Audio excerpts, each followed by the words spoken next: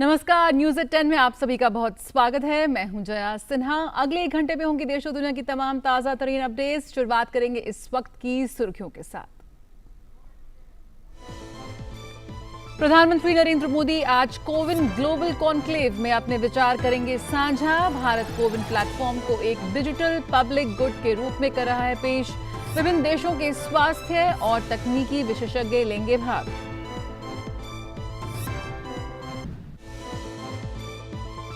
शिक्षा मंत्री रमेश पोखरियाल निशंक आज निपुण भारत अभियान की वर्चुअल माध्यम से करेंगे शुरुआत। राष्ट्रीय शिक्षा नीति 2020 को लागू करने के लिए उठाए जा रहे कदमों के तहत महत्वपूर्ण प्रयास निपुण भारत। सरकार ने पुणे और हैदराबाद में 2 और केंद्रीय औषधि प्रयोगशालाओं को कोविड वैक्सीन परीक्षण के लिए किया तैयार। पीएम केयर्स फंड से तैयार लैब से टीका निर्माण और आपूर्ति में आएगी तेजी। देश में कोविड संक्रमण के दैनिक मामलों में गिरावट जारी। पिछले 24 घंटों में 39,796 नए मामले दर्ज। महामारी से स्वस्थ होने वालों की संख्या संक्रमितों से ज्यादा। रिकवरी दर बढ़कर हुई 97.11%। कई राज्यों में अनलॉक की प्रक्रिया जारी।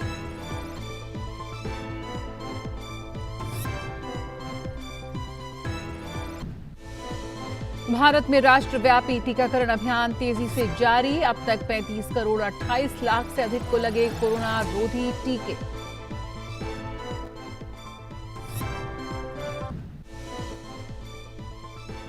सेना प्रमुख जनरल एमएम नरवणे आज से करेंगे ब्रिटेन और इटली का 4 दिवसीय दौरा। रक्षा सहयोग को बढ़ाने के मकसद से ब्रिटेन और इटली के अपने समकक्षों और वरिष्ठ सैन्य अधिकारियों से करेंगे मुलाकात। बांग्लादेश में कोरोना महामारी के सख्त प्रतिबंधों के बावजूद एक दिन में सबसे अधिक मौतें दर्ज। संक्रमित व्यक्तियों के सैंपल में डेल्टा वेरिएंट बना हुआ है सबसे प्रमुख स्ट्रेन। विंबलडन में आज से महिला और पुरुष वर्ग में खेले जाएंगे प्री क्वार्टर फाइनल मुकाबले। जोकोविच और रॉजर फेडरर पर रहेंगी सबकी नजरें।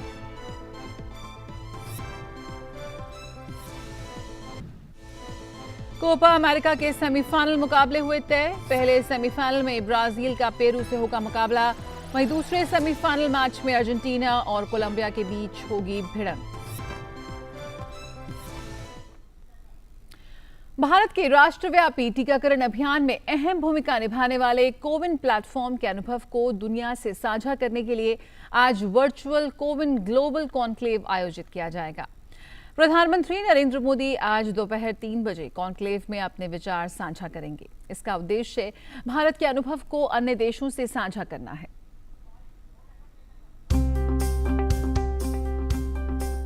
भारत के राष्ट्रव्यापी टीकाकरण अभियान को और मजबूत बनाने में कोविन प्लेटफॉर्म की अहम भूमिका रही है। इसी का नतीजा है कि कई देशों की दिलचस्पी इसकी तकनीक को अपनाने और इसके बारे में जानकारी पाने में है। इन देशों की रुचि को ध्यान में रखते हुए केंद्रीय स्वास्थ्य मंत्रालय, विदेश मंत्रालय और राष्ट्रीय स्वास्थ्य प्राधिकरण ने संयुक्त रूप से सोमवार को एक वर्चुअल कोविन ग्लोबल कॉन्क्लेव का आयोजन किया है, जिसका उद्देश्य भारत के अनुभव को अन्य देशों से साझा करना है। इस कॉन्क्लेव में एक प्रौद्योगिकी सत्र का आयोजन भी किया जाएगा, जिसमें कोविन मंच का प्रभाव, इसका ढांचा और इस तकनीक को शेयर कैसे किया जाए, इस पर चर्चा होगी। कोविन प्लेटफॉर्म ने कई मायनों में विश्व के सामने अनोखी तकनीक प्रस्तुत की है, जो नागरिकों के इस्तेमाल के लिए अनुकूल है। पंजीकरण कराने का तरीका बेहद सरल है। टीकाकरण केंद्रों और प्रशासकों को जमीनी संचालन और प्रबंधन में मददगार है। साथ ही ये टीकाकरण स्थल पर भीड़भाड़ को रोकने में भी सहायक है। ये टीकाकरण स्लॉट की जानकारी भी देता है।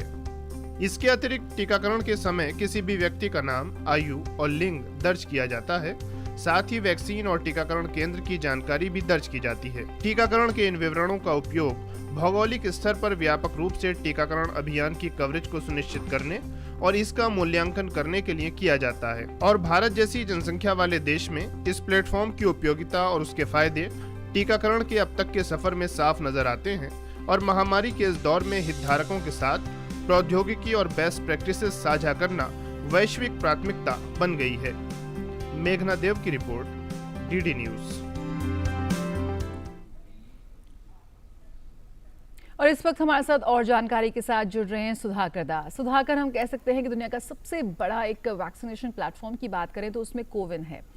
कैसे कोविन काफ़ी सफल हुआ हमारे देश के इतने बड़े टीकाकरण अभियान को आगे बढ़ाने में, इसकी बानगी जरूर देखने को मिलेगी इस कोविन कॉन्क्लेव में। और साथ ही पूरा विश्व इसमें अब रुचि दिखा रहा है। विश्व के कई देश इस कोविन ऐप को समझना चाहते हैं, अपने देश में लागू करना चाहते हैं। उस लिहाज से कितना महत्वपूर्ण होने वाला है आज का ये कोविन कॉन्क्लेव? देखिए, बहुत ही महत्वपूर्ण है।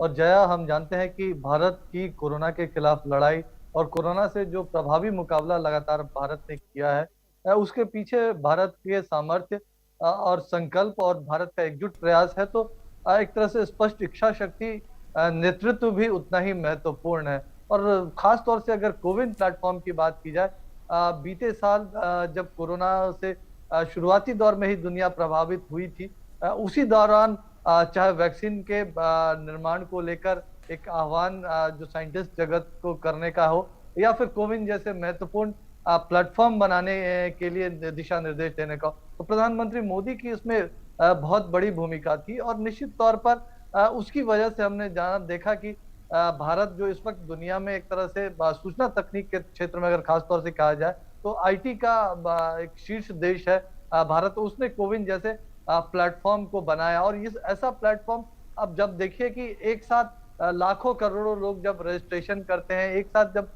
लाखों करोड़ों लोग स्लॉट ढूंढने का प्रयास करते हैं, एक दिन में जब 90 लाख से भी ज्यादा लोगों का टीकाकरण होता है, तो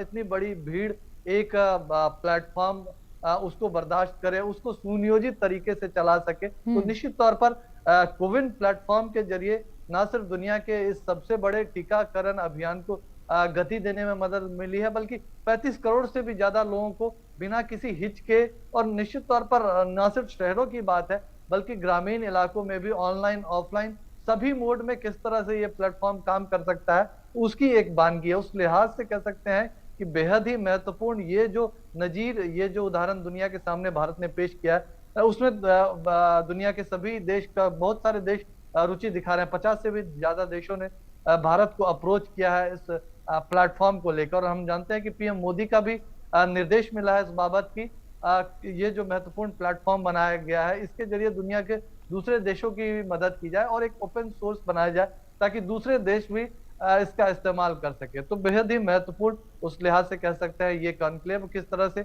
इसके लिए एक रोड मैप बनाया जा सकता है। बिल्कुल सुधाकर, 16 जनवरी से भारत में कोरोना टीकाकरण की शुरुआत हुई थी और तब से लेकर अब तक हम देख रहे हैं कि काफ़ी बड़े नीतिगत बदलाव किए गए, काफ़ी विकास किए गए, तमाम तरह से चीज़ों को और भी ज़्यादा स्ट्रीमलाइन किया जाए, इस लिहाज से काफ़ी बदलाव हमने देखे। और कोविन पोर्टल में भी हमने देखे कि कैसे तकनीक का बेहतर इस्तेमाल कर हम कोरोना के खिलाफ इस आयाम में भी हम जंग लड़ सकते हैं। आज का ये जो कॉन्क्लेव, जिस तरह से कॉन्क्लेव किया जा रहा है, इसमें कोविन पोर्टल या तकनीक के लिहाज से जो हमारी विकास गाथा रही, जो उसकी पूरी कहानी रही, उससे भी अवगत होने का मौका मिलेगा देशवासियों को भी। जी बिल्कुल बिल्कुल, अवगत होने का मौका जरूर मिलेगा।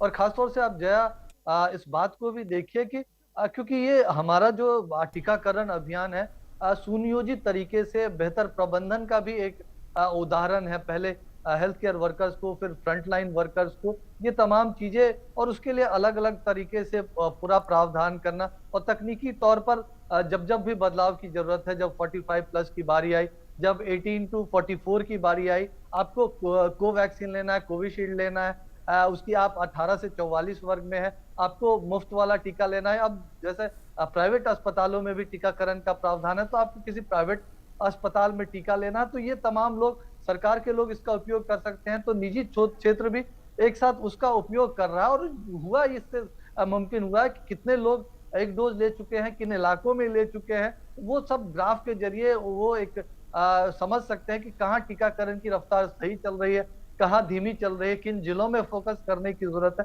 तो ये सब आपके सामने उपलब्ध है। ये सिर्फ व्यक्तियों को के लिए सुलभ तरीके से टीका उपलब्ध नहीं करा रहा है, बल्कि सरकार को भी एक सुनियोजित तरीके से एक रोड मैप राज्य सरकारों को भी बनाने के लिए सुविधा दे रहा है कि आप उन जगहों पर भी फोकस कर सके जहां इसकी रफ्तार धीमी है। और वो पंचायत ब्लॉक आपको दिखेंगे, वो टीकाकरण केंद्र पर्टिकुलर भी आप कह सकते हैं कि किसी मोहल्ले का टीकाकरण केंद्र हो सकता है, वहां की रफ्तार। तो इतने माइन्यूट तरीके से आप सारी चीजों की विवेचना कर सकते हैं। तो इस लिहाज से कह सकते हैं ये किसी भी देश के लिए, किसी भी क्षेत्र के लिए और बहुत ही सरल तरीके से पूरे इस अभियान पर नजर रखना, इस अभियान के लिए आगे की क्या रूपरेखा हो सकती है उसको बनाने में मदद करना, ये तमाम चीजें होगी। तो उस लिहाज से ये जो पूरी यात्रा रही है 16 जनवरी से अब तक की, और जिसमें इतना बड़ा टीकाकरण अभियान दुनिया का चला है, सबसे तेज टीकाकरण अभियान चला है, तो उसका भी उल्लेख करना निश्चित तौर पर एक महत्वपूर्ण घटक रहेगा आज के कार्यक्रम का। लेकिन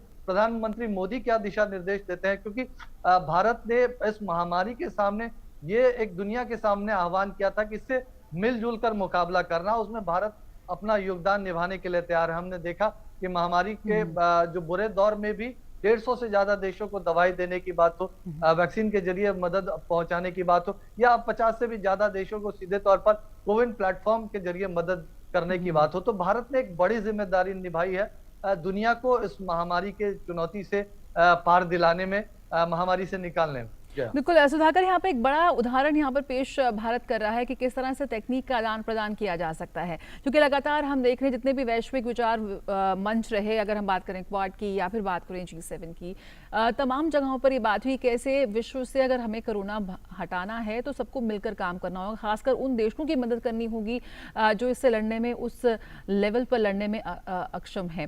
कैसे एक उदाहरण यहाँ पेश करा है कि यहाँ पे ना सिर्फ दवाइयाँ, चिकित्सा सुविधाएं, एक तकनीक का आदान प्रदान करके भी हम इस लड़ाई में अहम भूमिका निभा सकते हैं।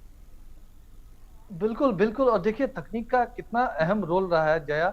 कोविन प्लेटफॉर्म तो है ही, लेकिन इससे पहले आरोग्य सेतु ऐप 19 करोड़ से भी ज्यादा डाउनलोड आरोग्य सेतु ऐप पर हो चुके हैं, और Aarogya Setu app office goers हो या फिर जो स्वास्थ्य से जुड़े हुए सरकारी विभाग है, राज्य सरकारों को, उनको भी कहीं कोई हॉटस्पॉट तो नहीं बन रहा है। किन इलाकों में ज्यादा स्वास्थ्य सुविधाएं पहुंचाने की जरूरत है, अगर आप किसी कोविड पॉजिटिव व्यक्ति के संपर्क में आए हैं तो आपको किस तरह से सावधान रहने की जरूरत है, खुद को आइसोलेट करने की जरूरत है। और ठीक इसी तरह से कोविन प्लेटफॉर्म भी अब टीकाकरण अभियान को गति दे रहा है, आगे बढ़ाने में मदद कर रहा है। और भारत की ये जो पूरी एक तरह से चुनौती से मुकाबला करने की कोशिश रही है, एक तरह से आत्मनिर्भर भारत का भी उदाहरण है। वो वक्त भी था जब Bharat N95 mask, PPE kit भी नहीं बनाता था, अब हम उसका निर्यात कर रहे हैं। हमने देश के भीतर ही अपने वैक्सीन तैयार किए हैं और वो वैक्सीन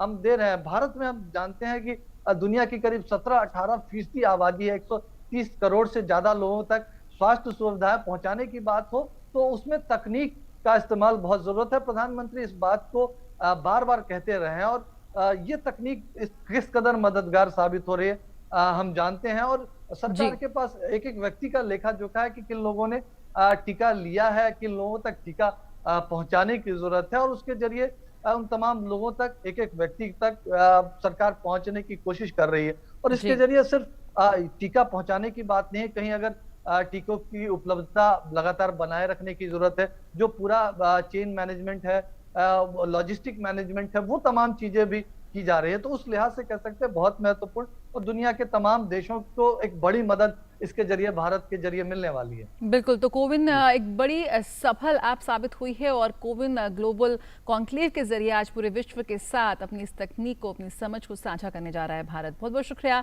सुधाकर इस जानकारी के साथ जुड़ने के लिए। बिल्कुल नजर रहेगी कि आज प्रधानमंत्री भी अपने विचार साझा करेंगे इस मंच पर, और क्या कुछ संदेश वो देते हैं इस पर भी हमारा ध्यान रहेगा। खबरों में आगे बढ़े तो कोविड टीकों के उत्पादन में हो रही बढ़ोतरी को ध्यान में रखते हुए सरकार ने टीकों के त्वरित परीक्षण या जारी करने से पूर्व उनके प्रमाणीकरण की सुविधा के लिए अतिरिक्त प्रयोगशालाएं स्थापित करने का निर्णय लिया है। जैव प्रौद्योगिकी विभाग, विज्ञान एवं प्रौद्योगिकी मंत्रालय, भारत सरकार ने अपने स्वायत्त अनुसंधान संस्थानों, राष्ट्रीय कोशिका विज्ञान केंद्र पुणे और राष्ट्रीय पशु जैव प्रौद्योगिकी संस्थान हैदराबाद में 2 टीका परीक्षण सुविधाएं स्थापित की हैं। पीएम केयर्स फंड ट्रस्ट के सहयोग से बहुत ही कम समय में दोनों संस्थानों को अत्याधुनिक सुविधाओं से लैस किया गया है। इन सुविधाओं से प्रति माह लगभग 60 बैचों के टीकों का परीक्षण करने की उम्मीद है। इससे टीका निर्माण और आपूर्ति में तेजी आएगी।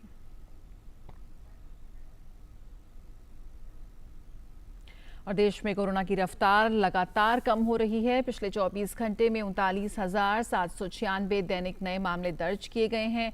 अब सक्रिय मामलों की संख्या घटकर 4,82,071 हो गई है। वहीं पिछले 24 घंटे में 42,352 लोग ठीक हुए हैं। रिकवरी दर बढ़कर 97.11% हो गया है।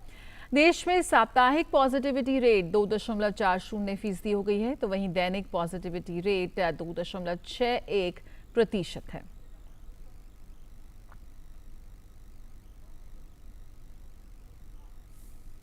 देश में कोरोना के खिलाफ जारी जंग में टीकाकरण अभियान तेज गति से जारी है। पिछले 24 घंटे में कोरोना की 14,81,583 वैक्सीन लगाई गई, जिसके बाद कुल टीकाकरण का आंकड़ा 35,28,92,046 हो गया है।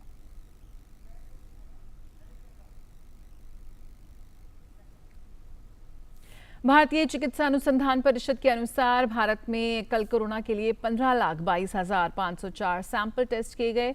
वहीं कल तक कुल 41,97,77,457 सैंपल टेस्ट किए जा चुके हैं।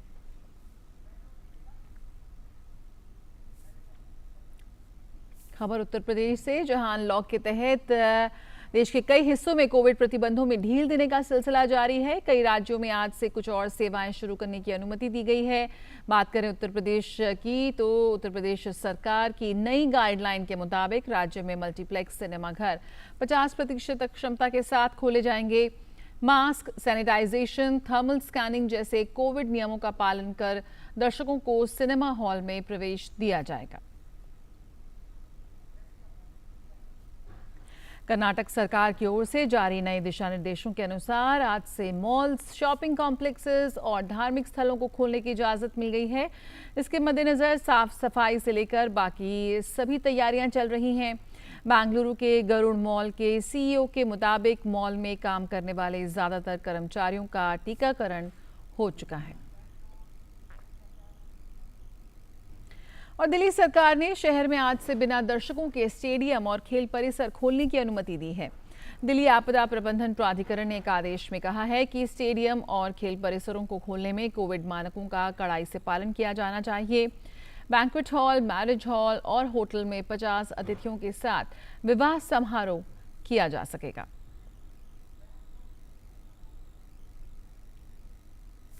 जम्मू कश्मीर प्रशासन ने कोविड-19 मामलों में कमी को देखते हुए 13 जिलों में सप्ताहांत कर्फ्यू हटा लिया है। इनमें जम्मू संभाग के जम्मू, कठुआ, सांबा, पुंछ, राजौरी, उधमपुर और कश्मीर घाटी के अनंतनाग, बांदीपोरा, बारामूला, बडगाम, गांदरबल, पुलवामा और शोपियां शामिल हैं। सभी दुकानों को सुबह 7 बजे से शाम 7 बजे तक खोलने की अनुमति दी गई है। हालांकि रोजाना का रात्रिकालीन कर्फ्यू रात 8 बजे से सुबह 7 बजे तक जारी रहेगा। मार्केट एसोसिएशन को कोविड-19 के उचित व्यवहार का कड़ाई से पालन सुनिश्चित करने में स्थानीय प्रशासन का पूरा सहयोग करना होगा। रेस्टोरेंट और बार अपनी कुल क्षमता के 50% पर केवल उन ग्राहकों के लिए खुलेंगे जिन्होंने टीका लगवाया है या जिनके पास 48 घंटे पहले की नेगेटिव RT-PCR रिपोर्ट है। शिक्षा मंत्री रमेश पोखरियाल निशंक आज पठन और सांख्यात्मक कौशल में प्रवीणता के लिए राष्ट्रीय पहल यानी निपुण भारत कार्यक्रम की वर्चुअल तरीके से शुरुआत करेंगे। इस दौरान एक लघु वीडियो, गीत और निपुण भारत के कार्यान्वयन संबंधी दिशा निर्देश भी जारी किए जाएंगे। सभी राज्यों और केंद्र शासित प्रदेशों के विद्यालय, शिक्षा विभागों के वरिष्ठ अधिकारी और संस्थानों के प्रमुख इस कार्यक्रम में भाग लेंगे। निपुण भारत अभियान राष्ट्रीय शिक्षा नीति 2020 को लागू करने के लिए उठाए जा रहे हैं। कदमों के तहत विद्यालय, शिक्षा और साक्षरता विभाग की ओर से किया जाने वाला महत्वपूर्ण प्रयास है। निपुण भारत अभियान का उद्देश्य आमतौर पर सभी के लिए आधारभूत साक्षरता और संख्यात्मक कौशल के अनुकूल माहौल बनाना है। इसके माध्यम से ये सुनिश्चित किया जाएगा कि वर्ष 2026 और 27 तक तीसरी कक्षा की पढ़ाई पूरी करने वाले सभी बच्चे लिखने, पढ़ने और संख्यात्मक कौशल में अपेक्षित प्रवीणता हासिल कर सकें। महाराष्ट्र विधानसभा का मानसून सत्र आज से मुंबई में शुरू हो रहा है। विधान भवन में प्रवेश के लिए RT-PCR परीक्षण अनिवार्य कर दिया गया है। विधायकों, अधिकारियों और कर्मचारियों के कोरोना जांच की सुविधा विधानमंडल परिसर में की गई है। शनिवार को कुल 2200 लोगों की जांच की गई, उनमें से 4 लोग संक्रमित पाए गए। रविवार को जिनकी कोरोना जांच की गई है उनकी रिपोर्ट आज मिल जाएगी। राज्य के जिलाधिकारियों को पहले ही निर्देश दिए गए हैं कि जो विधायक अपने जिलों में कोरोना जांच कराना चाहते हैं उन्हें आवश्यक सुविधाएं प्रदान करें। इससे पहले कल महाराष्ट्र के बीजेपी नेताओं की बैठक मुंबई में हुई। बैठक के बाद संवाददाताओं से बातचीत में राज्य में नेता विपक्ष देवेंद्र फडणवीस का कहना है कि राज्य में कई मुद्दे होने के बावजूद सरकार कोरोना परिस्थितियों का हवाला देते हुए सिर्फ 2 दिन के विधानसभा सत्र का आयोजन कर रही है। फडणवीस ने कहा कि ये सरकार लोकशाही को ताला लगाने का काम कर रही है। फडणवीस ने कहा कि इस सत्र में सरकार ने आदेश निकाला है कि जिसके तहत सदन में कोई भी लेजिस्लेटिव टूल्स का इस्तेमाल नहीं कर सकते, यानी कि सिवाय सप्लीमेंट्री बिल के किसी अन्य विषयों के बारे में चर्चा नहीं की जाएगी। फडणवीस का कहना है कि राज्य में किसानों ने इसे लेकर कोरोना स्थिति के बारे में सरकार के खिलाफ कई सवालिया निशान उत्पन्न हुए हैं। फडणवीस ने सरकार पर आरोप लगाते हुए ये कहा कि राज्य सरकार नहीं चाहती कि अधिवेशन लंबा चले, जिसके कारण सरकार को किसी भी असहज स्थिति में आए। उन्होंने कहा कि जिन विषयों को सदन में उठाने की अनुमति नहीं होगी उन्हें सदन के बाहर उठाया जाएगा। और महाराष्ट्र के पूर्व गृह मंत्री अनिल देशमुख आज धन शोधन मामले में प्रवर्तन निदेशालय के समक्ष पेश होंगे। प्रवर्तन निदेशालय ने अनिल देशमुख को 5 जुलाई से पहले निदेशालय में पेश होने के लिए सम्मन जारी किया था।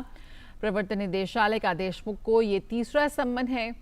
देशमुख ने खराब स्वास्थ्य और प्रवर्तन निदेशालय द्वारा अपर्याप्त दस्तावेज उपलब्ध कराने का हवाला देते हुए पिछले 2 सम्मनों पर निदेशालय में उपस्थित नहीं हुए थे। उनके 2 सहयोगी संजीव पलांडे और कुंदन शिंदे 6 जुलाई तक प्रवर्तन निदेशालय की हिरासत में हैं।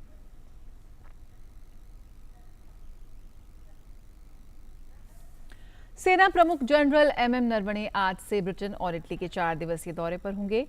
इस यात्रा के दौरान उनकी मुलाकातें इन दोनों देशों के अपने समकक्षों और अन्य वरिष्ठ सैन्य अधिकारियों से होगी। इन बैठकों का लक्ष्य भारत और इन देशों के बीच रक्षा सहयोग को बढ़ावा देना है।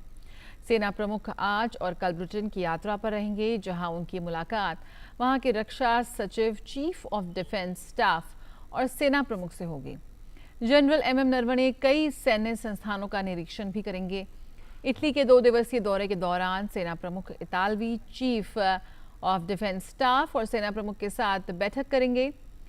जनरल नरवणे कैसिनो शहर में भारतीय सेना के एक स्मारक का भी उद्घाटन करेंगे।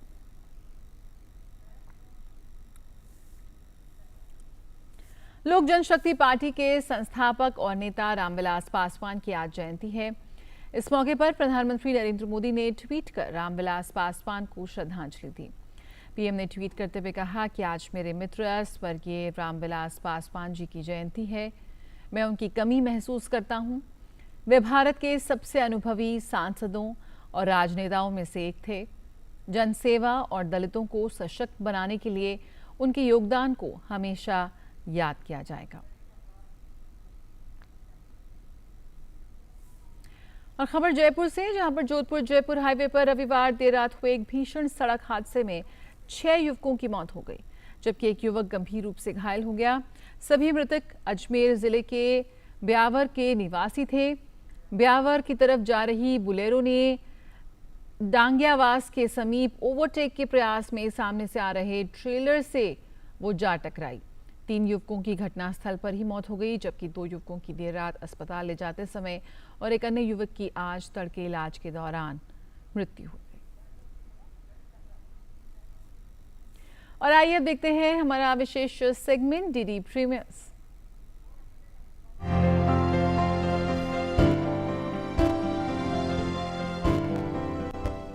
नमस्कार, आप देख रहे हैं डीडी प्रीमियर्स और आपके साथ मैं हूं शहला निगार। अपने इस खास प्रोग्राम में हम बात करते हैं दूरदर्शन के विभिन्न नेटवर्क्स पर प्रसारित होने वाले शानदार कार्यक्रमों की। तो शुरुआत करते हैं धारावाहिक महाराजा रणजीत सिंह के साथ और देखते हैं कि आज क्या कुछ खास रहेगा इस धारावाहिक में। खबर है फकीर साहब, अजीज खान और महमूद के फौजों ने फिर से अफगानिस्तान पे कब्जा कर लिया है। अभी तक शाह सुजा की कोई खबर नहीं है। या खुदा। तो देखते रहिए धारावाहिक महाराजा रणजीत सिंह सोमवार से शुक्रवार शाम 7 बजे डीडी नेशनल पर। और धारावाहिक श्री गणेश में आज आपको देखने को मिलेगा कि ऋषि कश्यप दिति के व्यवहार के लिए अदिति से माफी मांगते हैं। इधर तारकासुर के जन्म से दिति बहुत खुश है। देवी अदिति, दीदी के व्यवहार के लिए मैं तुमसे क्षमा मांगता हूँ। मुझे लज्जित ना करे ऋषिवर। पाताल के अंधकार में सोई पड़ी दैत्य जाति का तू तारक सिद्ध होगा। तो आखिर दिति तारकासुर के जन्म से क्यों खुश है, जानने के लिए देखिए धारावाहिक श्री गणेश सोमवार से शुक्रवार रात 9 बजे डीडी नेशनल पर। और धारावाहिक द्रौपदी में आज आप देखेंगे कि नदी में डूब रही द्रौपदी को कर्ण बचा लेते हैं, लेकिन वहां मौजूद दुशासन द्रौपदी का अपमान करता है। मित्रकान,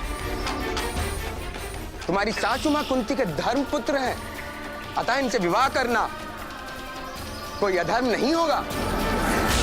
ऋतुवती, तुम तब किस उपकार की बात कर रही थी? वो उपकार जो आपने मेरे पति कर्ण पे किया।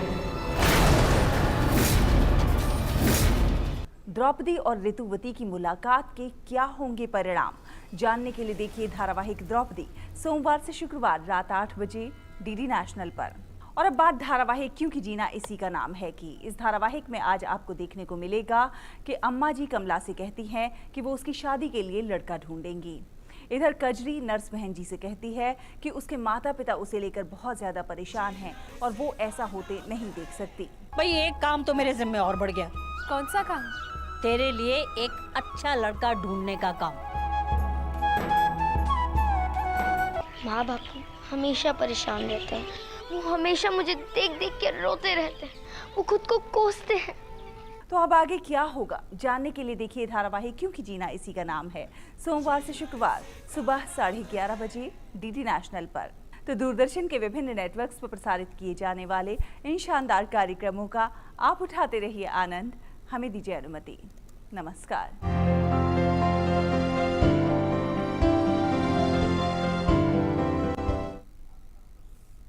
और आइए अब कारोबार जगत पर नजर डाल लेते हैं। बात करें सेंसेक्स की, तो आज सप्ताह के पहले कारोबारी दिन यानी सोमवार को शेयर बाजार हरे निशान पर खुला। बॉम्बे स्टॉक एक्सचेंज का प्रमुख इंडेक्स सेंसेक्स 228.23 अंकों की तेजी के साथ 52,712.90 के स्तर पर खुला। तो वही नेशनल स्टॉक एक्सचेंज का निफ्टी 69.30 अंक ऊपर 15,791.50 के स्तर पर खुला। बांग्लादेश में सख्त प्रतिबंधों के बावजूद कोरोना के मामलों में बढ़ोतरी जारी है।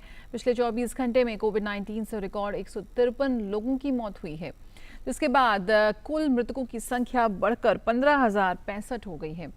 तो वहीं पिछले 24 घंटों में सबसे अधिक 8,661 कोरोना के नए मामले दर्ज किए गए हैं, जिसके बाद कुल संक्रमित लोगों की संख्या बढ़कर 9,44,917 हो गई है।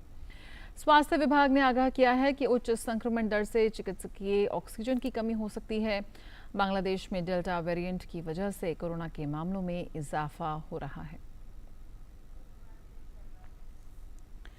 और ब्रिटेन ने कोविड-19 के चलते लगे प्रतिबंधों को पूरी तरह से हटाने की तैयारी शुरू कर दी है। ब्रिटेन के प्रधानमंत्री बोरिस जॉनसन ने 19 जुलाई से देश में लॉकडाउन के सभी प्रतिबंध हटाने के आदेश दिए हैं। ब्रिटेन में अब तक के आंकड़ों के मुताबिक संक्रमण की दर भले ही तेज हो गई हो, लेकिन अस्पताल में भर्ती होने और मरने वालों की संख्या बेहद कम है। सरकार के मुताबिक देश में 80% लोगों को वैक्सीन की एक डोज दी जा चुकी है, तो वहीं 63% लोगों को वैक्सीन की दोनों डोज दी जा चुकी है।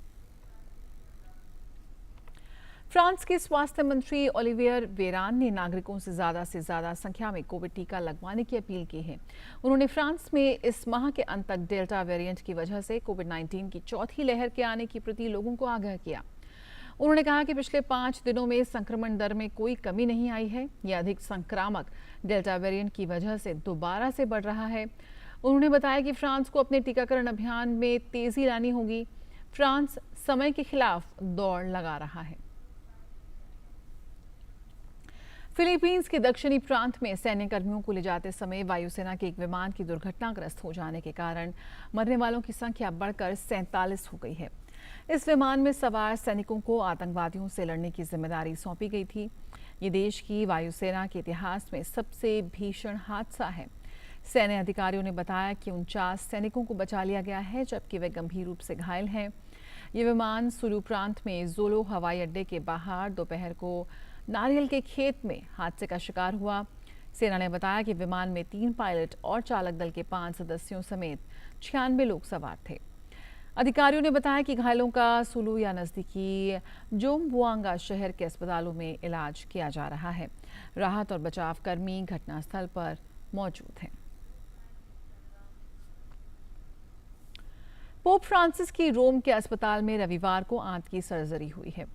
वेटिकन के प्रवक्ता माटेओ ब्रूनी ने एक बयान में कहा कि 84 वर्षीय पोप की सर्जरी सफल रही। ब्रूनी ने अपने बयान में कहा कि पोप स्टेनोसिस से पीड़ित थे। ये एक ऐसी स्थिति है जो बार बार पेट में दर्द, सूजन और आंतों की आदतों में बदलाव का कारण बन सकती है। गौरतलब है कि 2013 में अपने चुनाव के बाद ये पहली बार है जब पोप को अस्पताल में भर्ती कराया गया है। और स्वेज नदी प्राधिकरण और एक विशाल मालवाहक जहाज के मालिकों के बीच आर्थिक विवाद को हल करने पर सहमति बन गई है। ये जहाज इस साल के शुरू में लगभग 1 सप्ताह तक स्वेज नदी में फंसा रहा था, जिससे उसका यातायात बाधित हो गया था। स्वेज नदी प्राधिकरण ने इस जहाज के मालिकों से यातायात बाधा के कारण हुए नुकसान के बदले हर्जाने की मांग की थी और जहाज व उसके चालक दल को रोक रखा था। जापानी स्वामित्व वाला ये जहाज 23 मार्च को स्वेज नदी में फंसा था, जिसकी वजह से इस नदी के रास्ते होने वाला अंतर्राष्ट्रीय समुद्री यातायात बुरी तरह से प्रभावित हुआ था। तूफान एल्सा ने हैती और डोमिनिका गणराज्य के दक्षिणी तटों पर बड़ी तबाही मचाई है। तूफान से कैरिबियाई क्षेत्र में कई पेड़ उखड़ गए और मकानों के छत उड़ गए। तूफान की वजह से कम 3 लोगों की मौत हुई है। फ्लोरिडा में आज तूफान के पहुंचने के अनुमान को लेकर गवर्नर रॉन डेसेंटिस ने तूफान एल्सा के संभावित रास्ते में पड़ने वाले 15 काउंटी में आपातकाल के आदेश जारी किए हैं। डेसेंटिस ने लोगों को तूफान से पड़ने वाले असर से बचने की तैयारी शुरू करने का आग्रह किया है। और खेल जगत पर नजर डालें तो बात करते हैं विंबलडन की। साल के तीसरे ग्रैंड स्लैम विंबलडन में आज से प्री क्वार्टर फाइनल मुकाबलों की शुरुआत होगी, जहां 20 बार के ग्रैंड स्लैम विजेता स्विट्जरलैंड के रॉजर फेडरर और विश्व नंबर 1 सर्बिया के नोवाक जोकोविच पर नजर रहेगी। फेडरर विंबलडन में 104वीं जीत के साथ 18वीं बार इस प्रतियोगिता के प्री क्वार्टर फाइनल में पहुंचे हैं। फेडरर ने तीसरे दौर के मुकाबले में कैमरून नोरी पर शानदार जीत दर्ज कर चौथे दौर में जगह बनाई है। फेडरर का चौथे दौर में सामना इटली के लोरेंजो सोनेगो से होगा। तो वहीं महिला एकल वर्ग में भी आज प्री क्वार्टर फाइनल मुकाबले आयोजित होंगे, जहां Iga Swiatek, Karolina Pliskova, Madison Keys और एशले बार्टी जैसे खिलाड़ी अपनी चुनौती पेश करेंगे। कोपा अमेरिका में अर्जेंटीना और कोलंबिया की टीम सेमीफाइनल में पहुंच गई है। रविवार को खेले गए क्वार्टर फाइनल मुकाबले में अर्जेंटीना ने इक्वाडोर को 3-0 से पराजित किया। तो वहीं कोलंबिया की टीम ने उरुग्वे को पेनल्टी शूटआउट में मैच में 4-2 से शिकस्त दी। अर्जेंटीना ने इक्वाडोर के खिलाफ शुरुआत से ही अपनी पकड़ को बनाए रखा और खेल के 40वें मिनट में टीम की ओर से पहला गोल आया, जबकि बाकी दोनों गोल खेल के दूसरे हाफ के अंतिम समय में आए। इस मुकाबले में लायनल मेसी भी गोल करने में सफल रहे और उन्होंने दूसरे हाफ के अतिरिक्त समय में गोल किया। अब सेमीफाइनल में अर्जेंटीना का सामना कोलंबिया से होगा। वहीं उरुग्वे और कोलंबिया के बीच मुकाबला बेहद दिलचस्प रहा। निर्धारित समय तक गोल ना हो पाने के चलते मैच में जीत और हार का नतीजा पेनल्टी शूटआउट से निकला, जहां कोलंबिया ने उरुग्वे को 4-2 से हरा दिया। टोक्यो ओलंपिक के शुरू होने में अब जबकि थोड़ा ही समय बचा है, तो ऐसे में टोक्यो ओलंपिक में भारत के रियो से बेहतर करने की उम्मीदें सबसे ज्यादा शूटिंग पर टिकी हैं। इस बार देश के 15 शूटर्स की टीम ओलंपिक में जा रही है। देखिए खास रिपोर्ट।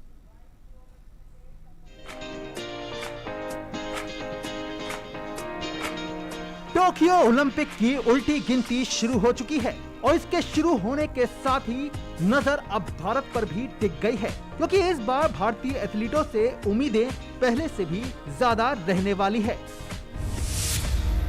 निशानेबाजी। टोक्यो ओलंपिक में भारत के रियो से बेहतर करने की उम्मीदें सबसे ज्यादा शूटिंग पर टिकी हैं। इस बार देश के 15 शूटर्स की टीम ओलंपिक जा रही है। ये भारत का अब तक का सबसे बड़ा शूटिंग दल है। इससे पहले सबसे बड़ा दल 2016 के रियो ओलंपिक में भेजा गया था। तब 12 शूटर्स का दल रियो गया था। 10 मीटर एयर पिस्टल में भारत के अभिषेक वर्मा और सौरभ चौधरी वर्ल्ड रैंकिंग में टॉप 3 में हैं। इसी इवेंट में यशस्विनी देसवाल और मनु भाकर महिलाओं में वर्ल्ड नंबर 1 और 2 हैं। ऐसे में इस इवेंट में भारत को एक से ज्यादा पदक मिलने की उम्मीद है। महिलाओं की ही 25 मीटर पिस्टल इवेंट में भी मनु भाकर और राही सरनोबत वर्ल्ड नंबर 2 और 3 हैं। इस इवेंट में भी भारत को पदक की उम्मीद है। 50 मीटर राइफल 3 पोजीशन में ऐश्वर्य प्रताप सिंह तोमर इस वक्त वर्ल्ड रैंकिंग में नंबर 1 है, तो 10 मीटर एयर राइफल में दिव्यांश सिंह पवार वर्ल्ड नंबर 3 है। इसी इवेंट में महिलाओं में इलावेनिल बलारविल से भी पदक की उम्मीद है। कुश्ती। पिछले 3 ओलंपिक से रेसलिंग भारत का सबसे सफल स्पोर्ट्स रहा है। इस खेल में अब तक देश को 1 सिल्वर और 4 ब्रॉन्ज समेत कुल 5 पदक मिल चुके हैं ओलंपिक से। इस बार भी इसमें पदक मिलने की उम्मीदें हैं। शूटिंग की तरह ही रेसलिंग में भी खिलाड़ियों का बड़ा दल ओलंपिक जा रहा है। यहाँ पदक की सबसे बड़ी उम्मीद बजरंग पूनिया, दिनेश फोगाट और दीपक पूनिया है। ये सभी वर्ल्ड रैंकिंग में टॉप 3 में शामिल हैं। इन तीनों से पदक की उम्मीद की जा रही है। बजरंग ने पिछले 3 साल से लगातार अच्छा प्रदर्शन किया है। वो पदक के सबसे बड़े दावेदार हैं। वहीं 2016 के रियो ओलंपिक में मिली असफलता के बाद दिनेश फोगाट के प्रदर्शन में भी सुधार आया है। उनसे भी इस बार पदक की उम्मीद है। बॉक्सिंग।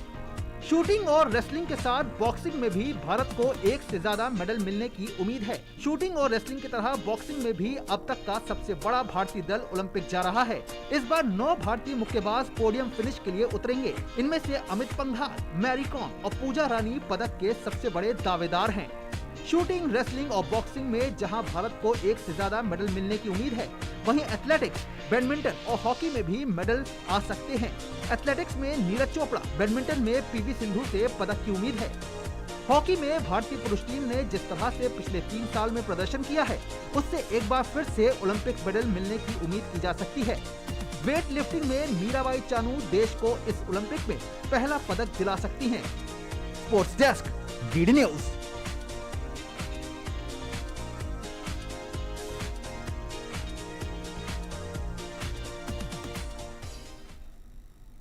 और ओलंपिक में सीधे क्वालिफाई करने वाले भारत के पहले तैराक साजन प्रकाश टोक्यो में पिछले 5 साल के अनुभव के सहारे हासिल लय को जारी रखना चाहते हैं। रियो खेलों और एशियाई खेलों के जरिए उन्होंने दबाव का सामना करना भी अच्छी तरह से सीखा है। उनका मानना है कि भारत में प्रतिभाओं की कमी नहीं है, लेकिन ज्यादा स्पर्धाएं होनी चाहिए।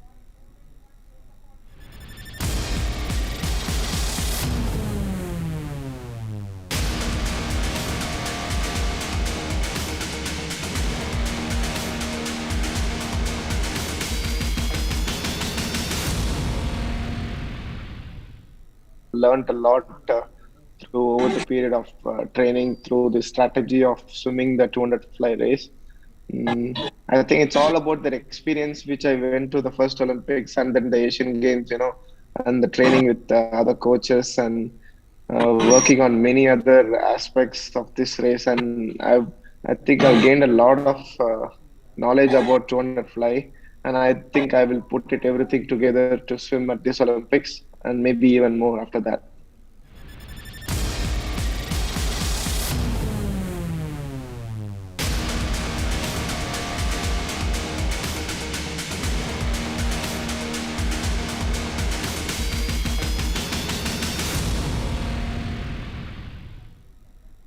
उन्नीस 1980 के बाद से भारत ने हॉकी में ओलंपिक पदक नहीं जीता है।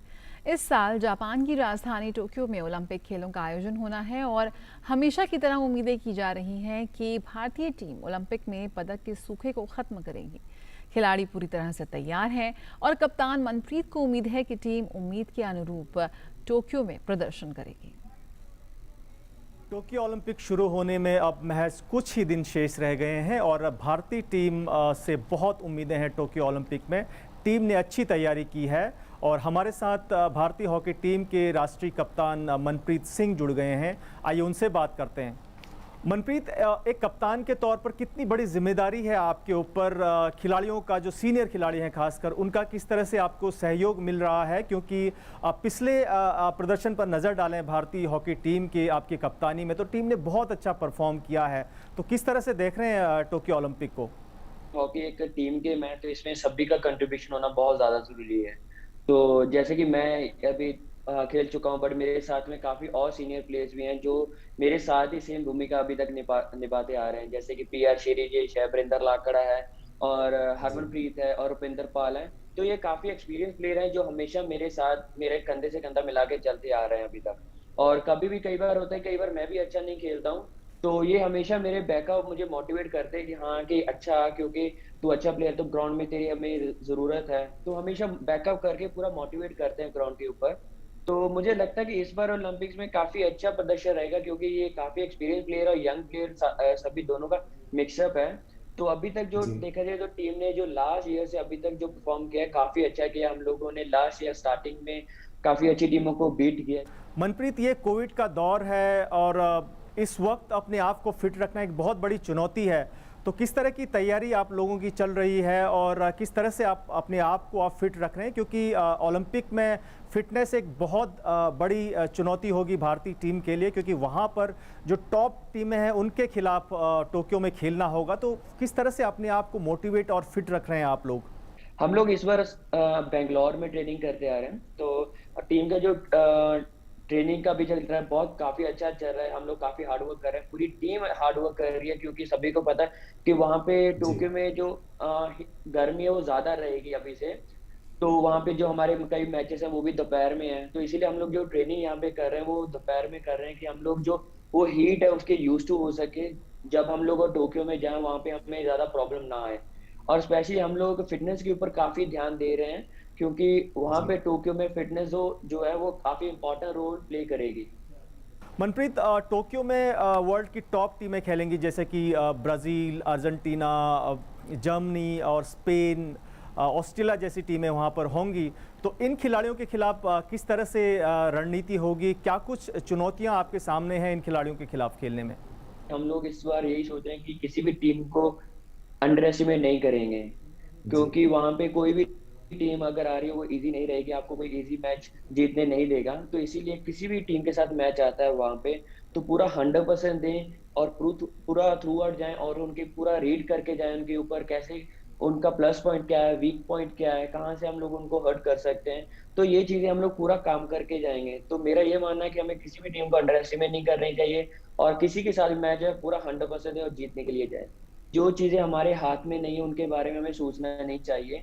जो चीजें हम चेंज कर सकते हैं हम लोग उसी के ऊपर काम किया जाए।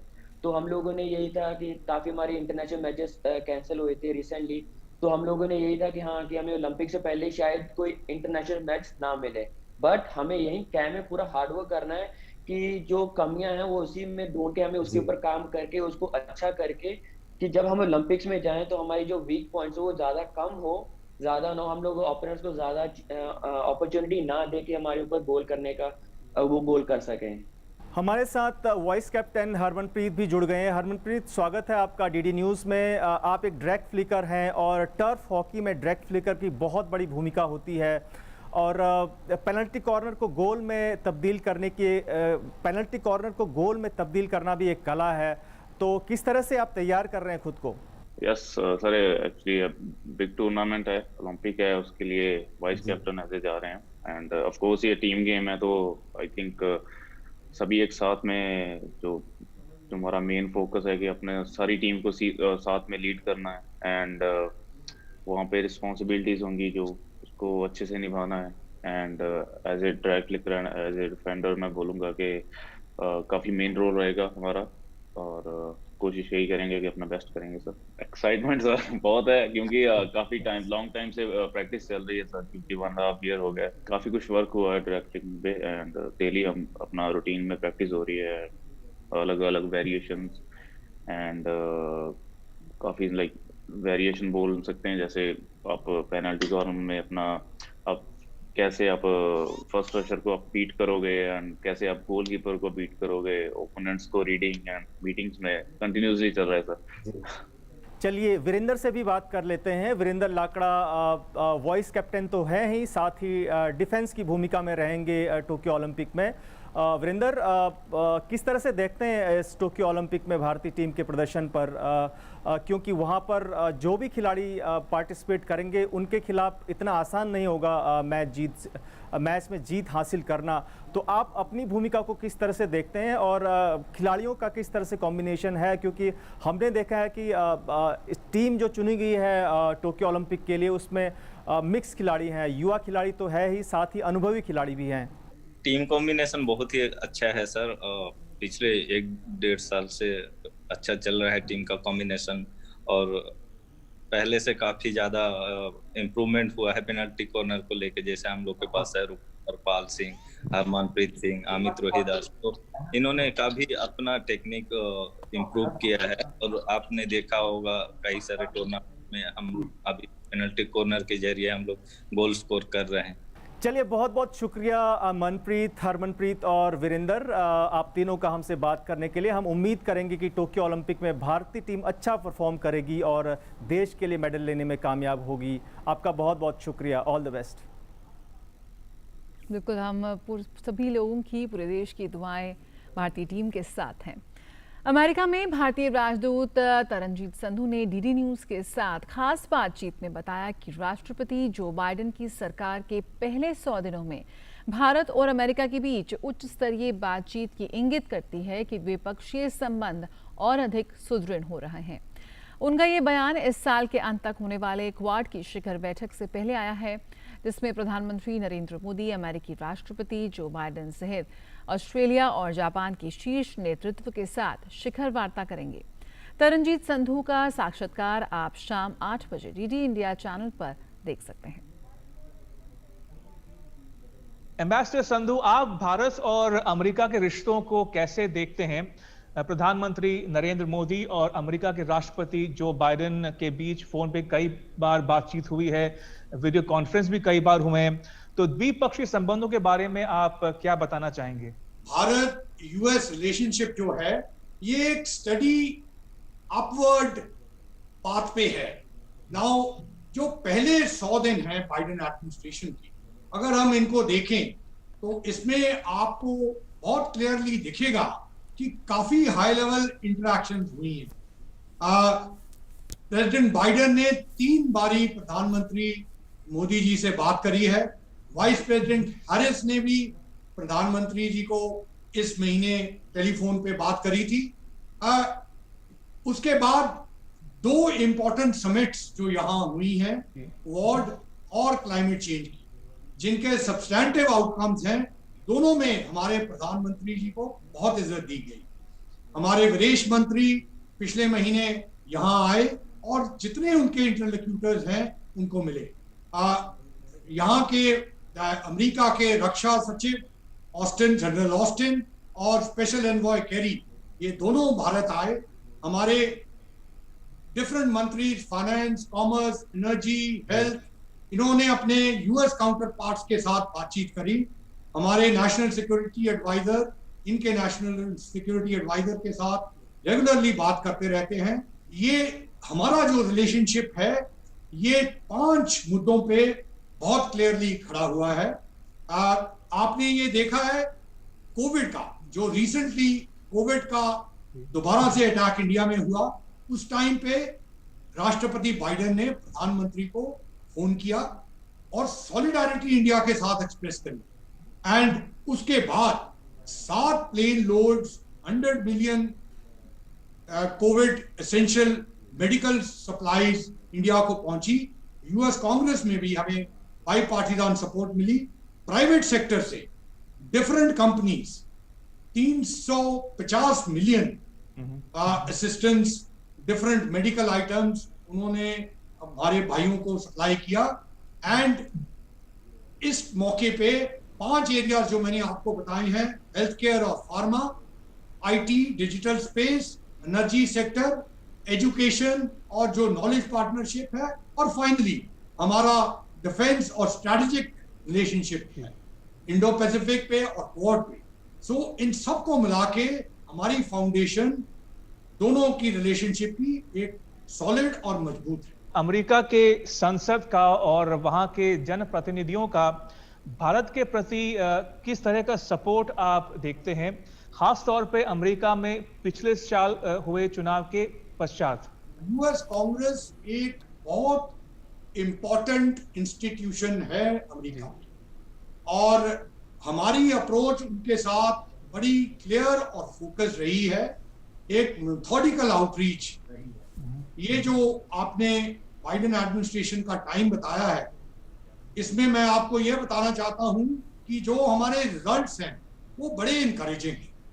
आप पिछले कुछ हफ्तों में देखिए, मोर देन 150 कांग्रेसमैन और सेनेटर्स, उन्होंने स्टेटमेंट्स या लेटर्स या ट्वीट्स हिंदुस्तान के लोगों की सपोर्ट में और सॉलिडारिटी में किए। इसमें सीनियर कांग्रेसमैन भी हैं, जो लीडर्स हैं वो हैं, यहाँ के डिफरेंट कॉकसेस जो हैं, यहाँ का एक पावरफुल ब्लैक कॉकस है, एक हिस्पैनिक कॉकस है, प्रोग्रेसिव कॉकस है और एशियन अमेरिकन कॉकस है। इन सबके जो लीडर्स हैं उन्होंने स्टेटमेंट्स दी है, और प्रोमिनेंट रिपब्लिकन्स जो हैं उन्होंने भी भारत की सपोर्ट में बोले हैं। सेनेट जो यहाँ के अनदर पावरफुल चेंबर है, उनके लीडरशिप ने भी बाहर आके भारत के लोगों के साथ सॉलिडारिटी दिखाई है। सो ये सारी जो स्टेटमेंट्स हैं ये बेसिकली इंडिया की सपोर्ट में है। इसलिए मैं ये कहूँगा कि हमारे पुराने दोस्त तो हैं ही, उनके साथ तो हमारा रिश्ता अच्छा है, इंडिया कॉकस वगैरह जो कांग्रेस में थे, लेकिन इस बारी हम बियॉन्ड हमारे ट्रेडिशनल फ्रेंड्स के गए। जो बाकी के डिफरेंट कॉकसेस हैं उनकी भी सपोर्ट और उनकी भी सॉलिडारिटी भारत के साथ और भारत के लोगों के साथ दिखी है। बिल्कुल, तो बहुत ही एक्सक्लूसिव इंटरव्यू आप देख सकते हैं डीडी इंडिया पर आज रात 8 बजे। और आइए अब बात करते हैं आपकी सेहत की। अक्सर खाते या पीते समय सफाई को लेकर खासा ध्यान नहीं दिया जाता। गर्मियों में अगर खाने में सफाई को लेकर लापरवाही हो तो क्या समस्याएं हो सकती हैं, आइए देखते हैं इस खास रिपोर्ट में।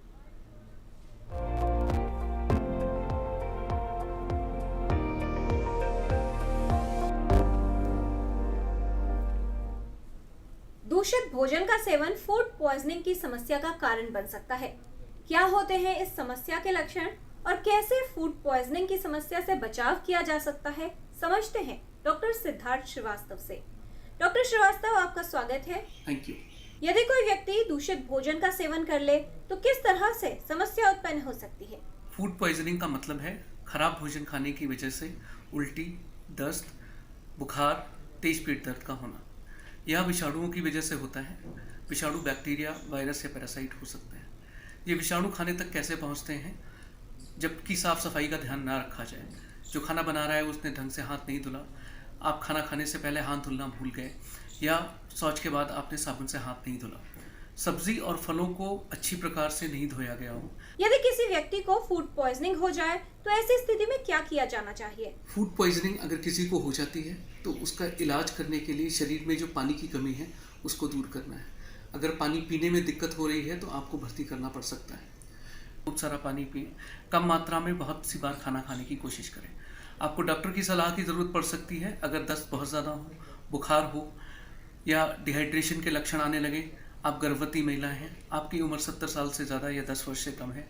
कौन से उपाय अपनाए जाएं जिससे फूड पॉइजनिंग की समस्या से बचाव हो सके? खाना बनाने से पहले हाथ धुलना है, खाना खाने से पहले हाथ धुलना है। सब्जी और फलों को बहुत अच्छी प्रकार से धुलना है, खास करके वो सब्जी और फल जिनको आप कच्चा इस्तेमाल करने जा रहे हैं। अगर आप मांसाहारी हैं तो मांस और मछली को पूरी तरह पकाएं। कच्चा मांस और मछली बहुत ज़्यादा फूड पॉइजनिंग कर सकता है।